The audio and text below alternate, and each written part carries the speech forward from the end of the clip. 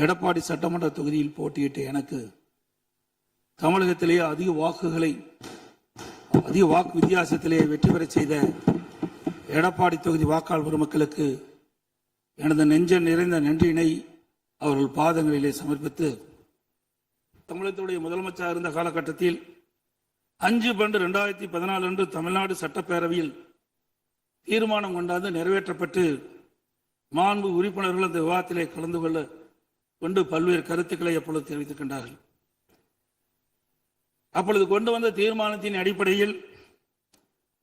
மாண்புமிகு பாரத பிரதமர்களுக்கு மாண்புமிகு அம்மா அவர்கள் அனுப்பிய கடிதத்தை